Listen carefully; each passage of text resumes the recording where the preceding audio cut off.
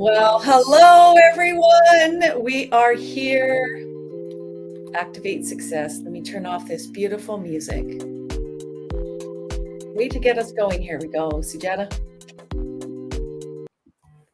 All right. Well, it is a wonderful opportunity. Sandra Horton, and I'm with Dr. Sujata Ives, and we're so excited. This is episode 2, and we're just welcoming everyone, whether they're live with us today or you're going to respond to this and listen to this on our recording.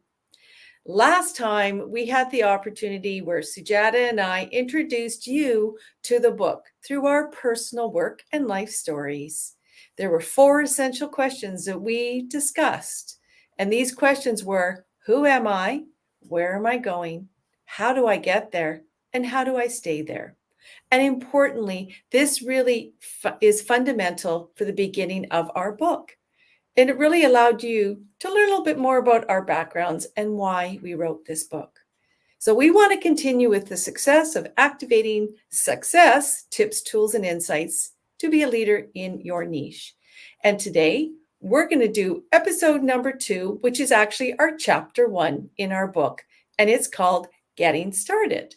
So let's get started, Sujata. Why don't we begin with, just as we begin, though, we should do a little bit of an introduction of who you are, and then I'll do myself, and then I'll turn it back to you. Sure. Sounds great, Sandra. I am a certified psychologist, counselor in the field of career development and employment counseling. I am also an association leader through the Maryland Career Development Association and Asia Pacific Career Development Association. I'm also the chair of the International Committee of the American Counseling Association, and I am a leader with a disability. There's nothing wrong with your microphones or with your audio or anything. It's me. I have a vocal cord condition where my vocal cords don't close. So my voice wiggles and jiggles a little bit. But here I am. If I can do this, you can do it too. Thank you, Sujata, for that beautiful introduction to yourself. And I'm Sandra Horton, and I'm known as a success catalyst. What I do is I help create change for 25 plus years. I work in the healthcare sector as a project leader, as a change catalyst, certified change management practitioner, and emotional intelligence certified. I love what we do and what I do, which is to create pathways of change for leaders and organizations around the globe. So without any further ado, there's lots more we can say, but let's jump on in now. Everybody knows us, Sujata. So on to you to kind of get us started. Sure. Thank you.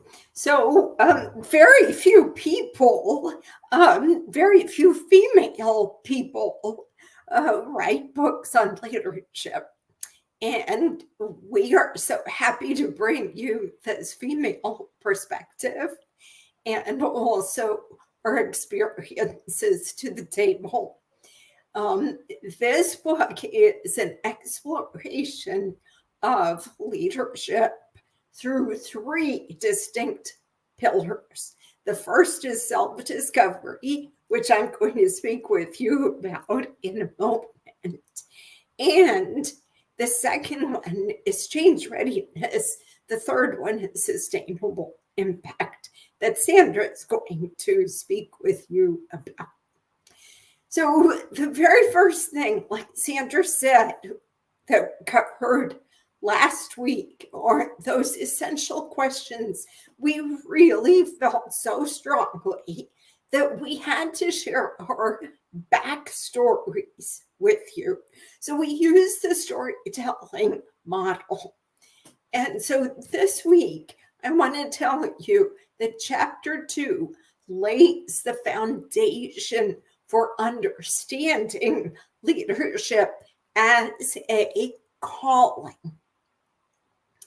People want to go into leadership for the status, for the power, for the money, or for merely a position.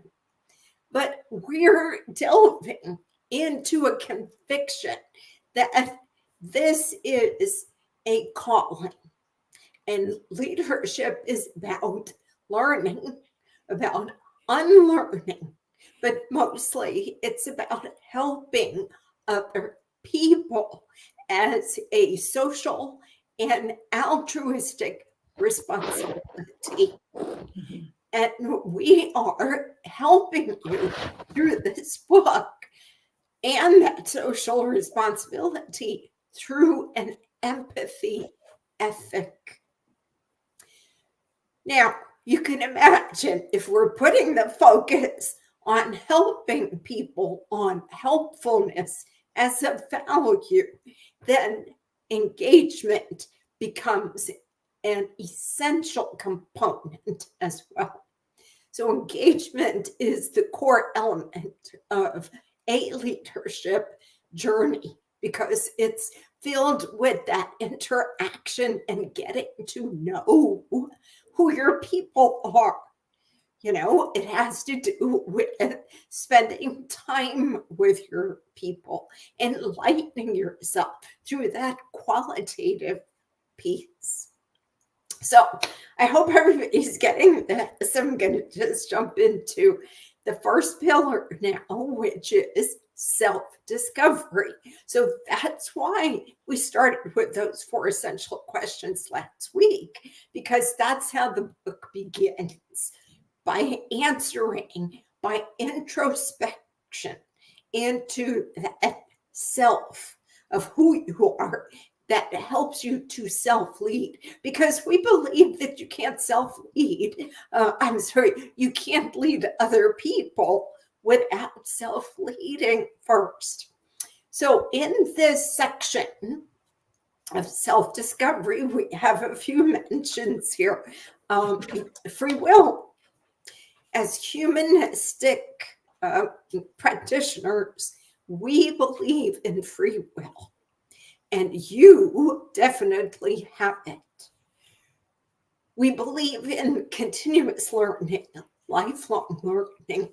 Another construct is emotional intelligence. Emotional intelligence, and Sandra's the expert on that. She's got her certification in EI.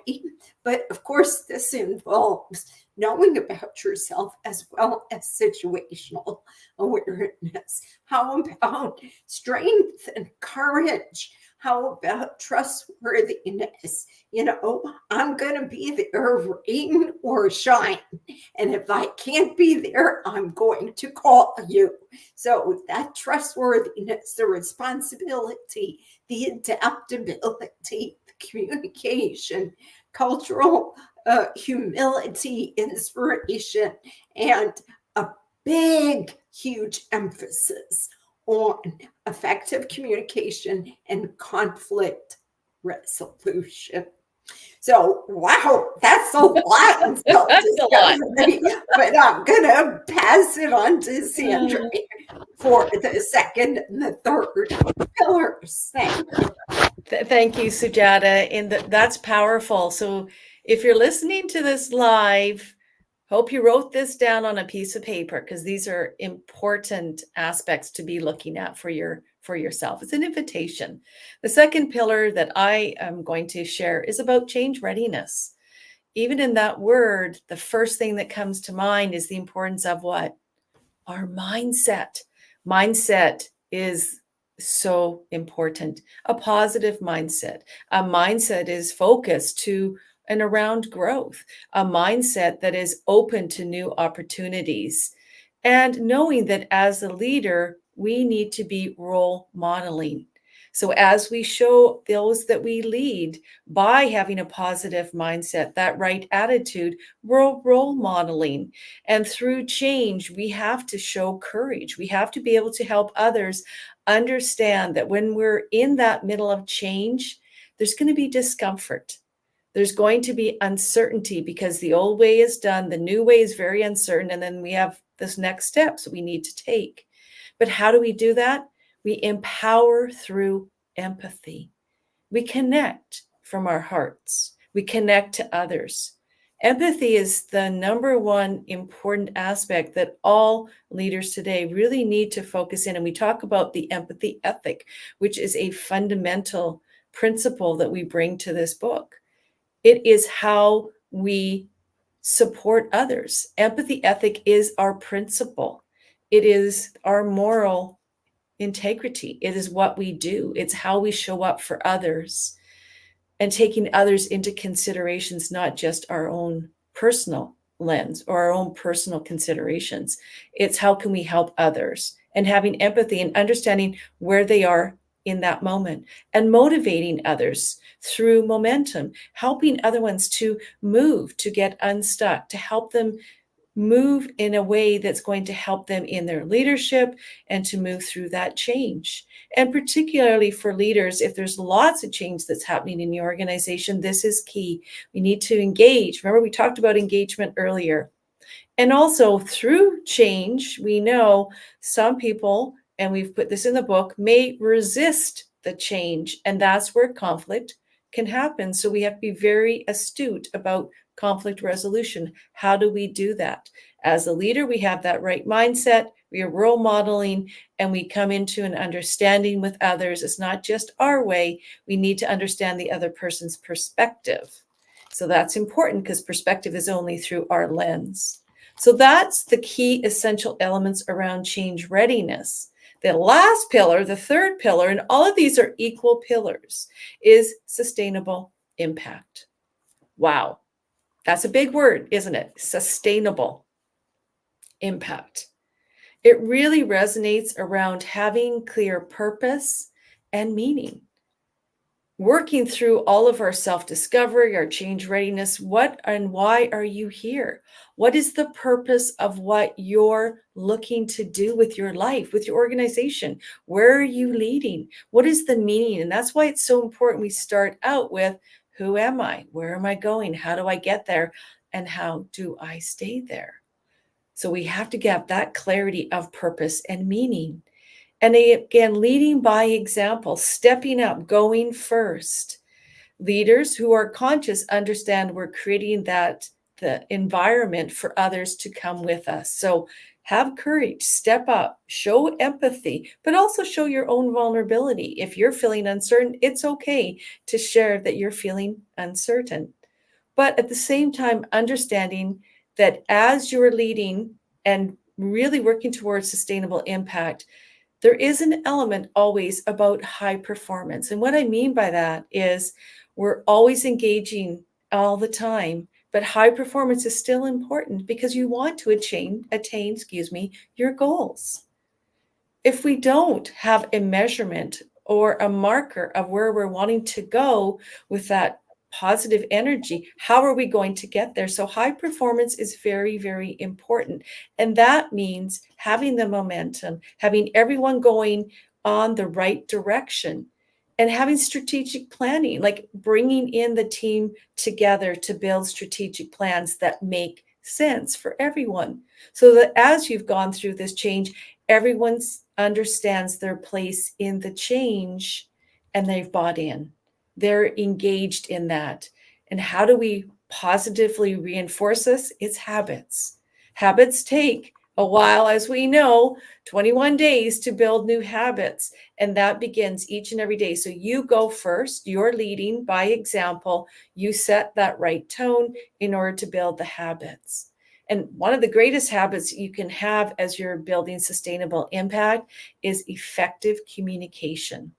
Effective communication, again, that's a large word with conflict resolution. So how can you communicate clearly, transparently, so that others will understand? Well, it takes engaging in that dialogue, understanding another person's perspective.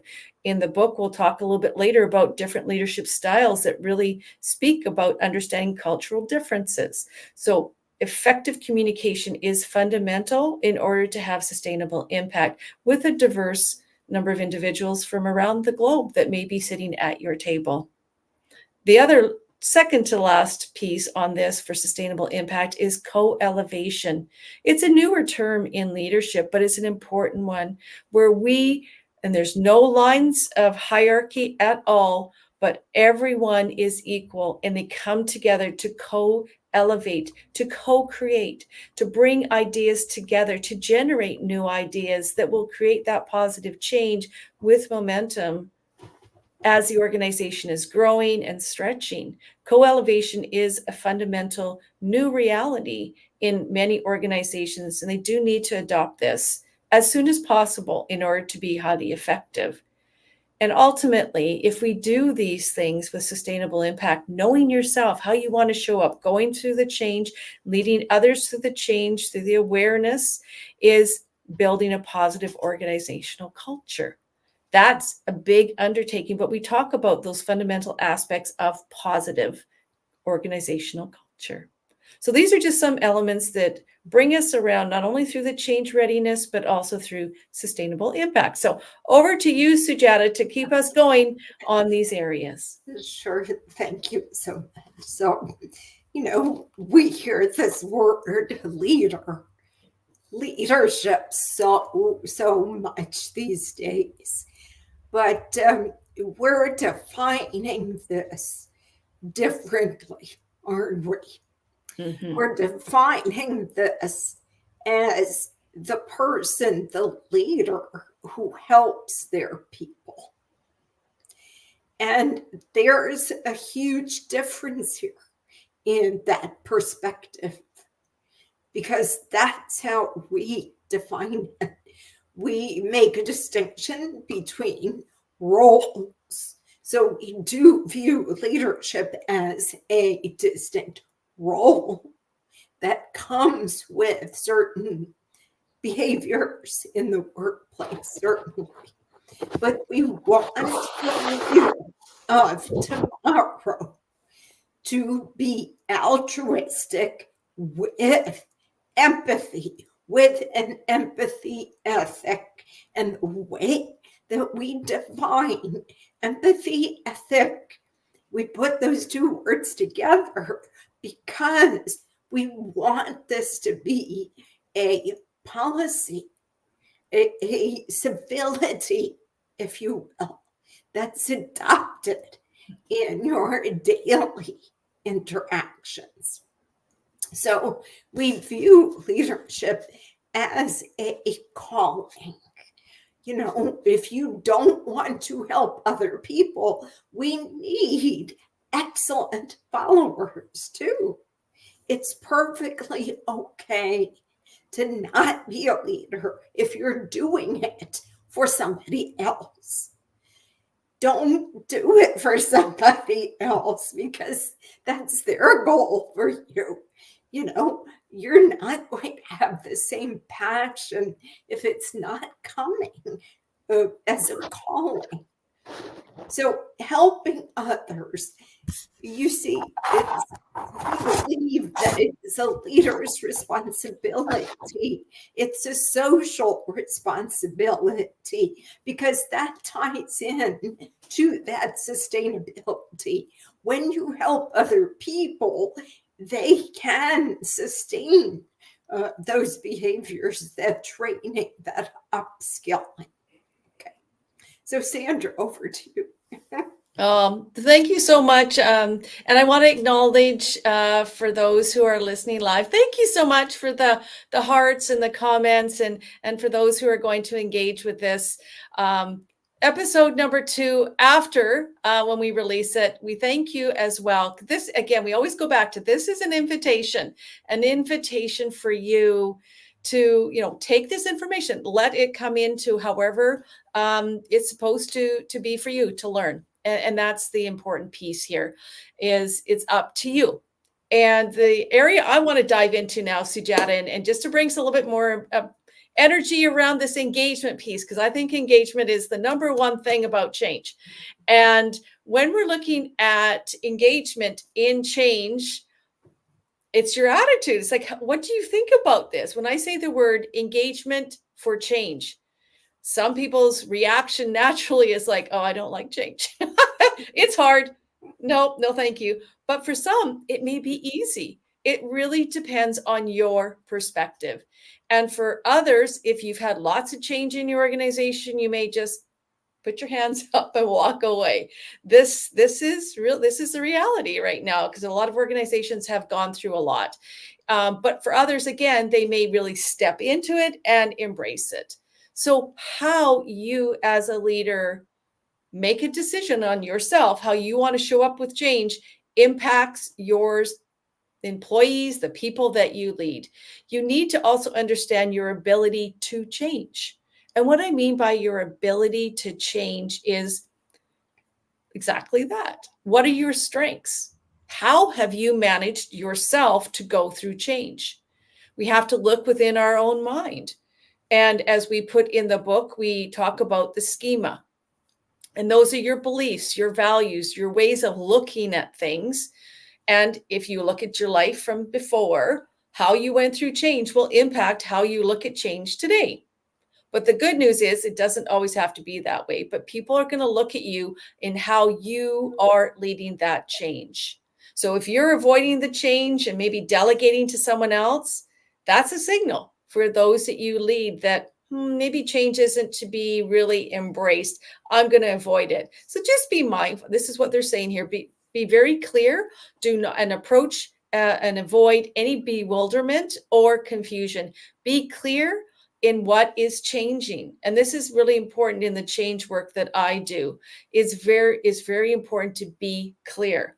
What is the change? How is it going to impact that individual and help them to move forward? Because people will engage if they trust. And that's that connection piece. And the engagement and connections are the antecedents to relationship building and for conflict resolution. There has to be trust. There has to be this understanding that what I'm sharing with you is understood and vice versa. So this is a real key piece. And it also means learning to connect with people that it will take time and it takes effort. And these things can't be rushed. It can't be pushed. It's going to take commitment, time, and effort. The other thing too that I think is important, Sujata, is looking at within this change piece is looking at expert level knowledge. It is necessary. And we say when we look at Malcolm Gladwell's book, How David Beat Goliath, he states that being an expert, I'm just going to read this for a moment. An expert means having 10,000 hours of doing something repeatedly. Wow, let's look at ourselves. Do you have that expert level? And in all workplaces, we need to really have an opportunity to build policies and procedures and regulations within your job skills, so that you're giving that opportunity. Many new people will rise to higher leadership levels without enough experience in order to support themselves to lead others easily. So how do you enhance your credibility? You learn to find new ways to improve it within your own reputation. So learning, developing, and enhancing those skills. And this is important to both individuals, teams, and the organization. So look right now in across your organization. What policies do you have in place? How are you supporting that others can build their capacity? And it takes many, many years. And so if you're clear and you articulate your why to your leaders, they'll support you. They'll help you advance in terms of your next levels. And that's the key with this 10,000 hours. We need to help others understand what we need. So go back to the 4 essential questions. Who am I? Where am I going? How do I get there? And how do I stay there?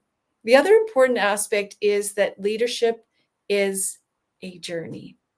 And perhaps you've heard this many times, and maybe you even feel it yourself. It is a journey. And I always say it's like being a mountaineer and it's going up that mountain ridge all the way to the top and then looking over, and then you kind of come down, and then you go up, and then you go down. This is what it takes, is understanding leadership it can come easily, but it is actually a real journey to get the wisdom, the knowledge that is required. It also talks about our roles in our life, lifespan. And Dr. Sujata, I want to come to you for a quick moment here about lifespan development, because each of us will take on different roles, whether we're a daughter, whether we're a son, a grandmother, mother, cousin. All of these things do come up for us as leaders throughout our lifespan and in our own leadership journeys. And really, our total sum of us is this journey. So, Dr. Sujata, did you want to add a little bit to that around the whole biology, psychology Oh, aspect of that? sure. So when you bring yourself to the table, it's just not one thing. You are 5 constructs in one body. You are the biology of you, the psychology of you, the social, cultural, and the spiritual of you, all rolled up into one. All of those 5 constructs are affecting you simultaneously. The mind and the body connection is very, very strong. So understand that if you have 2 people at the table, then it's actually 10 constructs right there. So there's a lot of room for error. That's why this book puts such an emphasis on effective communication and conflict resolution. You have to know your people. Yes. Thank you, Sujata. And I just wanted you to jump in there because, really each of us has our own values, our own unique background. Like we shared, our backgrounds are completely different. And we're talking about schema. And I'm going to come back to you as well, because, you're known as the connect the dots doctor. And I would like to, talk about that, because many people may not actually really resonate or haven't thought about that. Like, so tell me, like, how is it that we can learn a little bit more about our background, our schema, and how do we connect these dots? It's such a great point, Sandra, isn't it? It was one of my favorite points to write in the book with you, because it included that introspection of our backgrounds and how we arrived here as leaders. And that's what the schema is. It's everything from your past that makes you who you are. So we want you to view yourself as a product of the past, not a victim of your past, a product of your upbringing, your influences, your biases, your assumptions, your beliefs, your culture.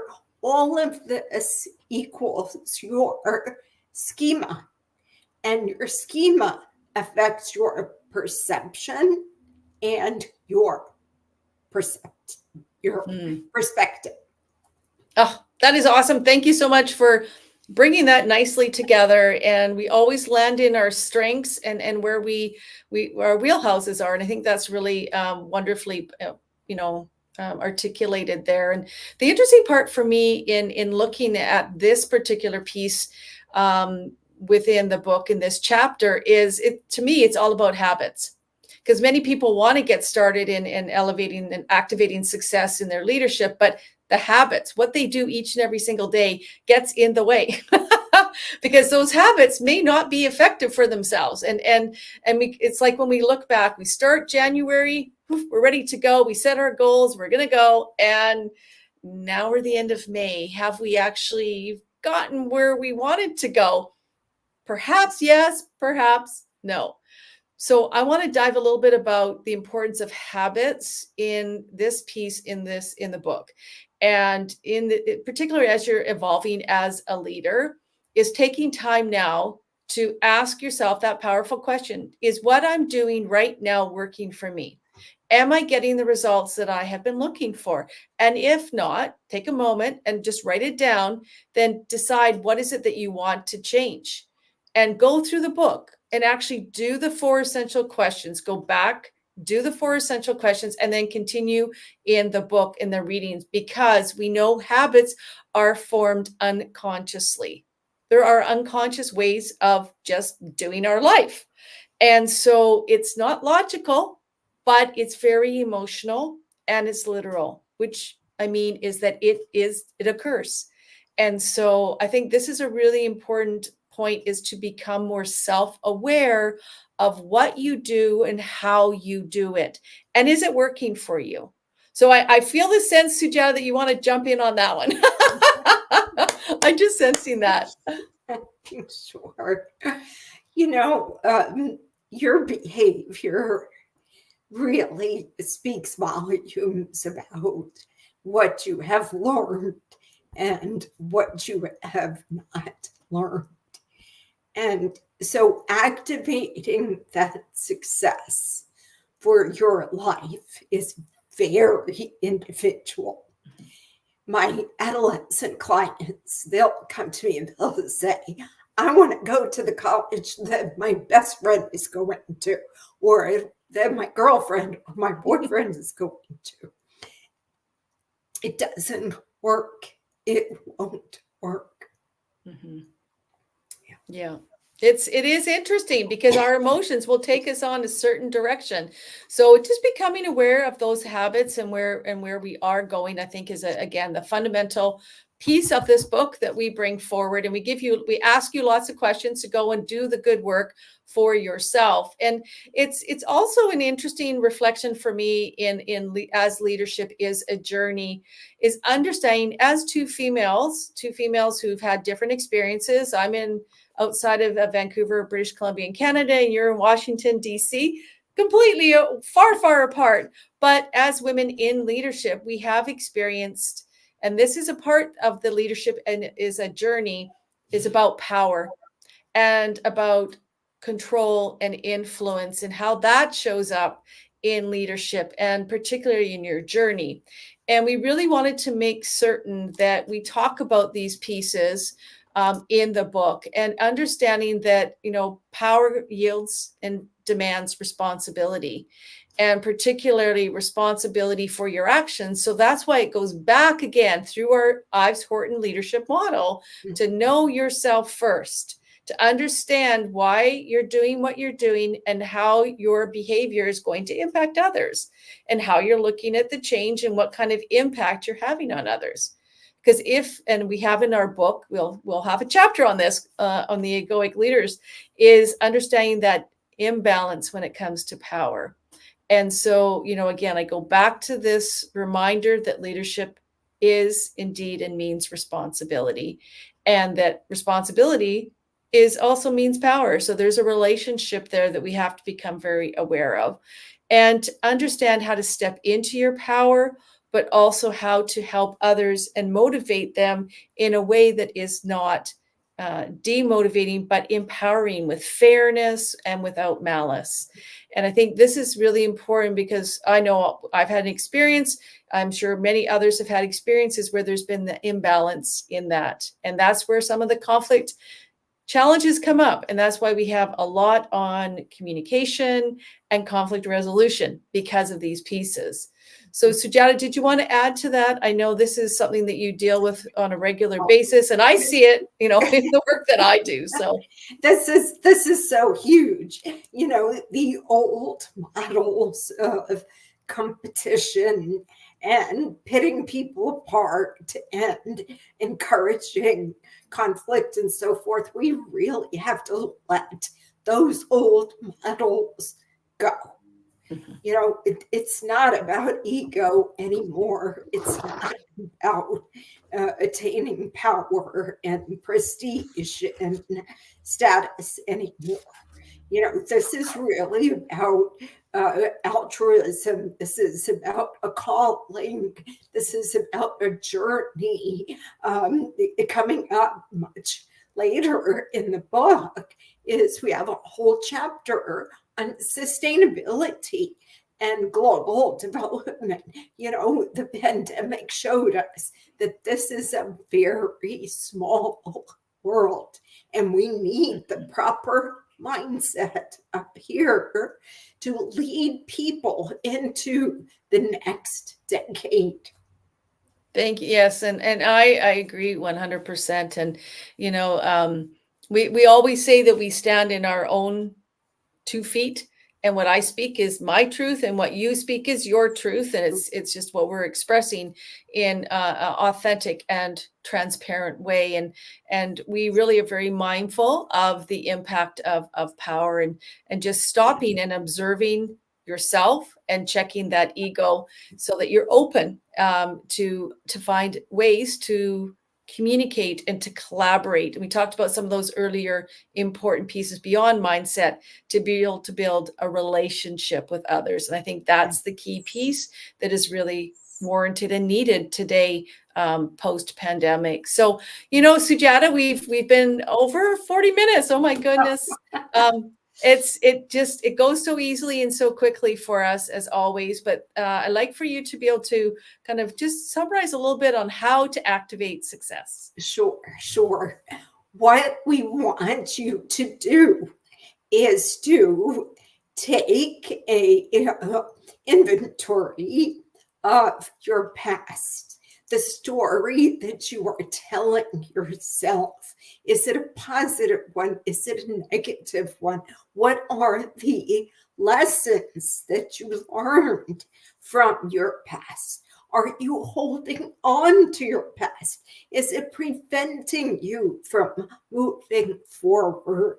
Take an assessment of what motivates you. Are they internal motivators? Are they external motivators? It's different for everybody, but we want you to take control of how you learn. How you learn when you're by yourself. How you learn with other people. This is very, very important because the brain learns. That's what it does. The brain learns.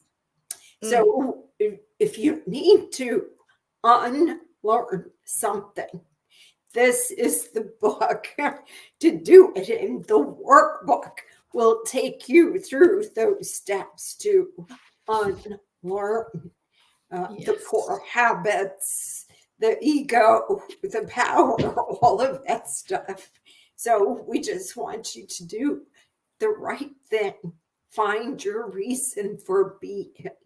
Find your drivers, your activators, your motivators, and find your reason for being who you are through your passion and through your purpose.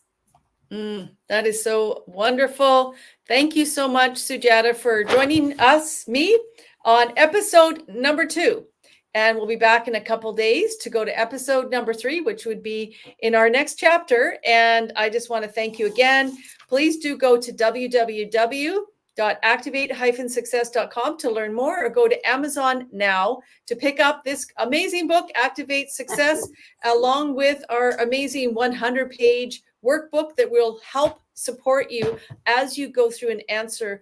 In every single chapter, there's questions for you to explore, to do, and then apply in your work world. That's the key thing. This is a resource. This is a reference. So you're going to go through, come back a lot of times to it. I'm excited. The reviews are coming in. People are really enjoying this. So I look forward to our next episode. Thank you so much. I'm going to put on our outgoing song, and we will see you in a couple days. Thank you, Sujata. Thanks, Bye for now.